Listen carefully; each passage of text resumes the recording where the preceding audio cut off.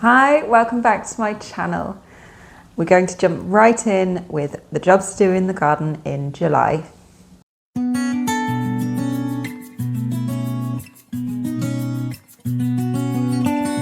Coming into July, we're going to start seeing our plants and shrubs and trees really coming into their own now that the weather is definitely taking a warmer turn, and the fruits and flowers are really going to start to show their colours. Some of our shrubs that have already fruited or flowered, we can start cutting back now, getting them prepared for the autumn and the winter, such as magnolia, flowering currants and wisteria. The nesting birds should have stopped by now, so we can trim back some of our hedging a little bit more now. And our fruiting trees, we can give a prune as well, and especially if we're training them to be espaliered, we can cut those back and train them where we need them to go. We can take softwood cuttings from certain things such as lavender, rosemary and hydrangeas. Other things include spirea and pyracantha. Softwood cuttings from them around now gives them plenty of time to produce roots and to get settled before the cooler months. Keep deadheading those flowers to encourage more to come, things like roses, cosmos, marigolds, calendula, those sorts of things are cut and come again, so we can keep trimming those back to encourage more flowering growth and more flowers to come along the way. You can thin out some of your fruit trees such as apples and pears.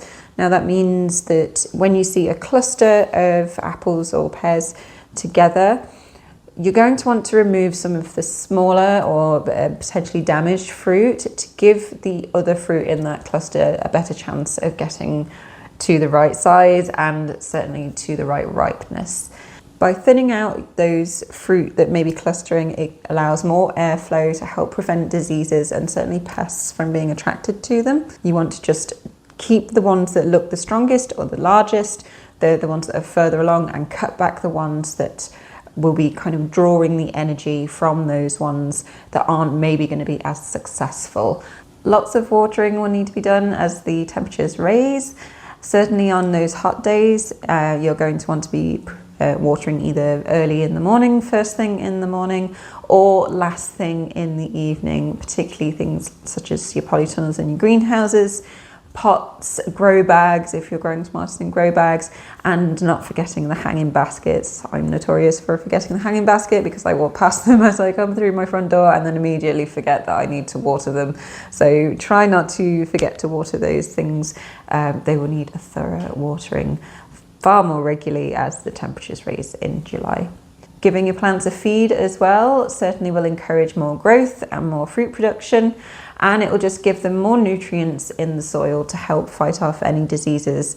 You can use a store-bought feed from the garden centre, or you can always try making your own homemade garden feed. Usually I would use comfrey and nettles as they're both quite readily available in my garden.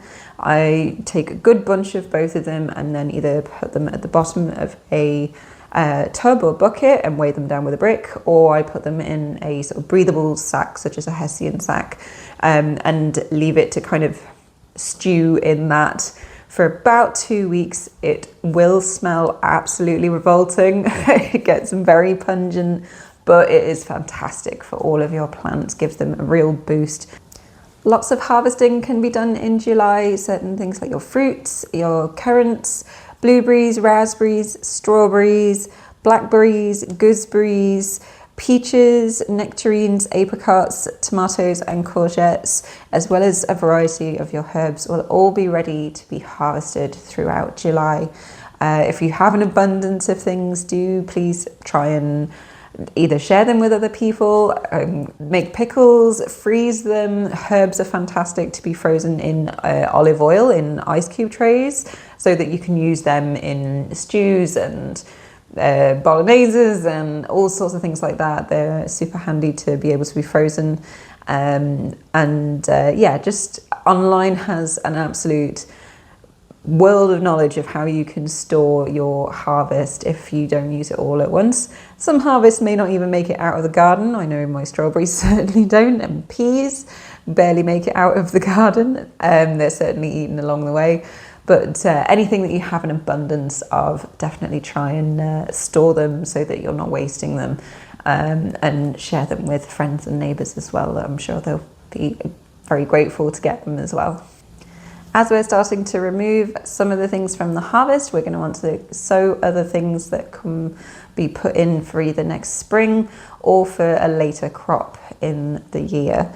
Things such as beetroots, peas and turnips can be planted out, French beans, spring cabbages, things like lettuces and spring onions are very quick crops that can be sown and then harvested this year.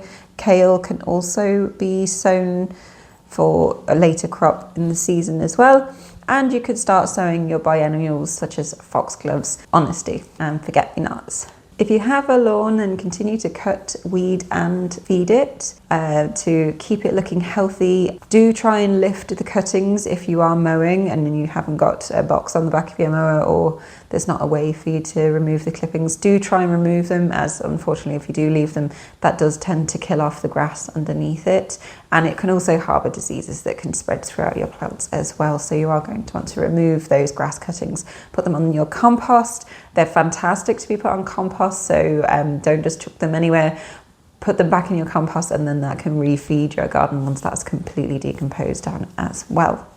Grass cuttings can also be used as a mulch as well, but do make sure you try and cut it before there are grass seeds being produced. You don't want the grass growing on some of your crops because you've cut when the seeds are coming along. So do be careful when you're doing that, but definitely on top of your compost is a great way to use your grass clippings.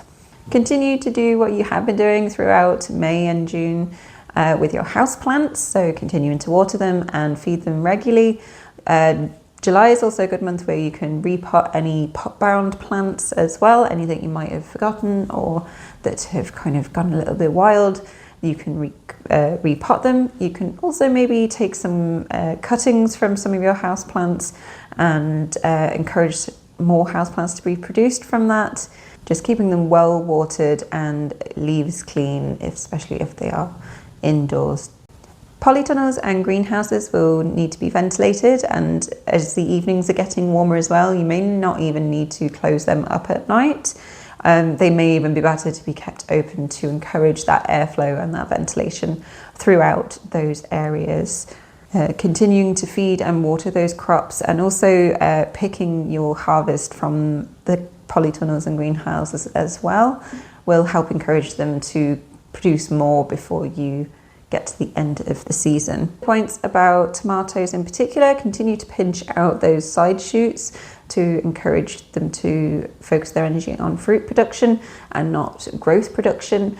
Do keep on top of watering tomatoes in particular. They're quite shallow rooting, but do need to be watered regularly so that the soil doesn't dry out around them. This will help prevent the fruit splitting and also help prevent blossom end rot on your fruit as well. So keeping your tomatoes well watered is extremely important. Another tip about tomatoes, I think I mentioned this last month in my June video, but do cut a few of the bottom leaves on the main stem so you can water around the base without getting the leaves wet. If you're wanting to save seeds from your tomatoes, I have a couple of tips that you can use. I actually found this out through another YouTuber, so I will try and put her channel in the description box below. But basically, tomatoes are notorious for cross-pollinating, so it can be quite difficult, especially if you grow them in an area altogether, to continue to have that very specific variety of tomatoes, which obviously if you like a certain variety and you want to keep that, you want to keep those seeds for that variety. Now, the technique I use that I've used from this lovely lady on YouTube is by using a sort of mesh little drawstring bag and putting it over a flowering branch. Now you need to try and put that over before the flowers really come out to make sure that none of those flowers are pollinated from any other tomato plant. Cover that and pull the drawstring so that nothing can get in or out of that. That branch will then continue to grow and the flowers will be produced. When the flowers are produced, just give that bag and give that branch a little tap. This will help for the pollen in those flowers to pollinate each other. producing that fruit. Once the fruit start to come along, you can remove the bag, try and remove it before the fruit get too big, but make sure you mark that branch with either a little bit of twine or a ribbon or something that will remind you that those tomatoes on that branch have been pollinated by that plant and by that variety. That is the way that you can ensure that your tomato seeds are definitely the variety of the plant you have got them from. Cross-pollinating is fine, but obviously if you want to be able to know that you're definitely getting a certain variety of tomato, you need to keep that seed true to that variety. And that is the technique that I've been using for several years now, and the technique that I learned from this lovely lady from YouTube. So definitely recommend doing that. You don't need to do it to all of your branches, certainly not. You could just, one little cluster should do the job, but just make sure you save the seeds from that cluster. Cucumber side shoots can also be pinched out as well. That's just the same with tomatoes. If you pinch the side shoots out, then they focus more on producing the cucumber fruit than they do on the actual cucumber growth. So continue to use that technique throughout your cucumbers as well. Doing a few things for nature now, where we can clean out any bird baths and keep those topped up over the summer. Keeping your bird feeders topped up as well. The fledglings should have left the nest now, but that does mean there are a lot more birds around, so keep your bird feeders topped up for them. Clear out any algae from ponds or any blanket weed or debris. Keep that out of your ponds to help the airflow in them. Do keep a few plants around the edge of your ponds to give a bit of cover for developing amphibians, such as frogs and toads and newts. You want to give them a little bit of cover to protect them from predators. Now that those lovely summer months are coming along, we're going to want to spend more time outside. So keeping certain areas clean and clear of debris is definitely something to do in July. You can clean any paths, decking or slabbed areas to get them ready to put maybe bits of outdoor seating or barbecues. You can paint your fences in July as well, just to spruce everything up and give it a new lease of life for the summer, making sure that they are beautiful spaces to be in alongside all of your well-maintained plants. A few last little jobs that you can be doing include cutting back your lavender if you want to dry it. To dry lavender, you can keep it in a bunch once it's been cut, hang it upside down and leave it in a cool, dark area for approximately 2 weeks while it dries out. It will continue to have that wonderful smell about it and will be absolutely lovely to have in the house. Do keep an eye out for pests in your garden. I have covered that over the last couple of videos as well, but certainly things that are coming along now, such as your brassicas, will potentially want covering with netting to prevent butterflies laying eggs on them. I know that certainly my nasturtiums have been absolutely decimated by caterpillars this year, but that is absolutely fine. I would rather them do the nasturtiums than my cabbages. You can plant companion plants alongside some of your things that you want to protect from pests. Things like marigolds alongside tomatoes work really well. Things like nasturtiums work really well alongside things like cabbages. They are usually a crop that work very well alongside another plant to either help prevent or at least distract pests from the main plant that you want or the main crop that you want.